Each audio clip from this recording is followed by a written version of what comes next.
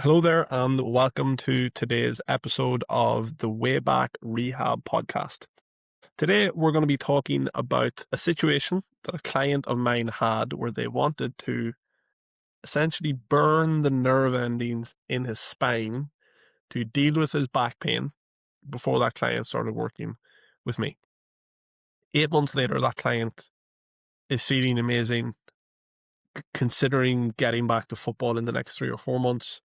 Is running 5Ks and 10Ks and races, and it's just doing really, really well. And back pain seems like such a distant memory for him. Okay. And, if a situation had been different, that client hadn't heard of me, he might have went under the knife. Okay. Now, that procedure, burning nerve endings, it sounds a bit intense, and I don't want to embellish it or dramatize it too much. So I do want to give it a fair shake to what it is. It's called radiofrequency ablation, okay? And it basically means that around certain points, particularly like the facet joint at the base of your spine, if other interventions and approaches haven't worked to reduce pain sensitivity and pain signals, they will heat up or sort of target the nerve endings at the affected area that are responsible for carrying the messages of pain. And that is the idea that if you affect the structures that are carrying the pain, or you stop them working, you're not going to experience the pain. If you can't fix the other issues around it, let's just block the pain signals with this surgical intervention. I've done a little bit of research on it, and the feedback or outcome is mixed. Certain people said it worked well. Certain people were like, it didn't really make a difference. And the long-term efficacy of it, you know, years 2, 3, and 4 down the line, don't seem to add up. Okay. And it just got me thinking about with back pain, a lot of people feel surgery or things like injections and epidural injections are the last resort. Okay. Nothing has worked. And often that is a situation that arises because, unfortunately, people may have been dealing with an issue for 4, 5, 6 years, and they may have been trying many versions of the same ineffectual thing. So it feels like they've tried everything, but they've been trying a lot of the wrong things. So let me just tell this to you straight now. The world of rehabilitation and movement, in the last, 30 years, I'd say, has been way behind where it needs to be to get people results. And a lot of the advice that has been given has been quite outdated, and old habits and old beliefs die hard. And a lot of people in the modern day still get rehab and advice that isn't up to scratch. And so they're stuck with injuries that are difficult, are challenging, that require work, yes, but they're bringing a water pistol to a gunfight. They're not bringing the right tools for a long enough period of time. And then they're putting in the work, they are showing the effort, but because it's the wrong work, they're not getting results. And they feel like a surgery, epidural injections, these big interventions are the only way to go. And I think there's a very strongly an element of it that, yes, is that in certain situations needed? Absolutely. I'm not going to sit here and argue that it's not.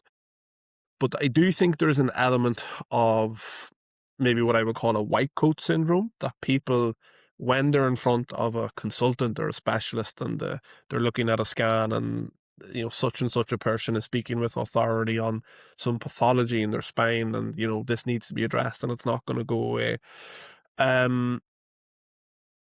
That they put a lot of trust in that person, and it seems like, a finite solution, when in reality, the efficacy of a lot of these back surgeries isn't as high as people think. Okay, because I'm often the person that people come to after this hasn't worked. I'm the last resort. Okay, when people have tried lots of things that they felt would work. And while I understand that they can be effective for some and for periods of time, I think people jump into them too early. a lot of people say they've been putting in the work. Okay, I've tried everything, but they haven't really tried. Okay, the service that I offer, shameless plug, which is one-to-one coaching over a long period of time, fully customized, fully adaptable, education, empowerment, someone in their corner day to day, not just seeing a physio every 3 to 4 weeks. Um, and most people don't do that. Okay, most people don't like that. That's what I would class as all in on rehab. And most people don't really go all in. They spend money, they spend time, yes, but it's not fully intensive, all in rehab. And then when their other approaches don't work, that's when things like surgery, injections, whatever else come to the fore. So if you feel like you've tried everything with back pain, okay, I really would encourage you to consider if you've just been trying many versions of the same ineffectual thing. And before jumping into something like surgery, which isn't a small thing on the body where they're cutting you open and slicing you, where there isn't, in my opinion, as much of a guarantee of positive outcome as people think. Yeah, I would strongly reconsider those decisions. I'm not saying it's the wrong choices for everyone. I think people overestimate their efficacy, okay, and treat them as a final solution. So long term, one-to-one rehab should be done before that surgical route. And the reality is, most people think they have done it, but they actually haven't truly done it, or a coach is in their corner guiding them step by step. Okay. So that's it for today. Thank you for listening. Little side note, I am a very happy individual at the minute because Arsenal have won the Premier League.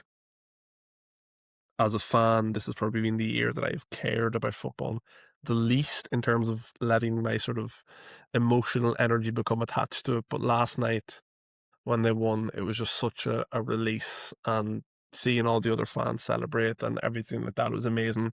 So I had a few bottles of beers on my own in the house, was just buzzing watching the videos on my phone. And it's amazing, like my body, my mind after having a tough day that day actually feels incredible after that. So if Arsenal could win the league every day, that would be nice. But otherwise, I'll see you all soon for the next episode of the Way Back Rehab podcast.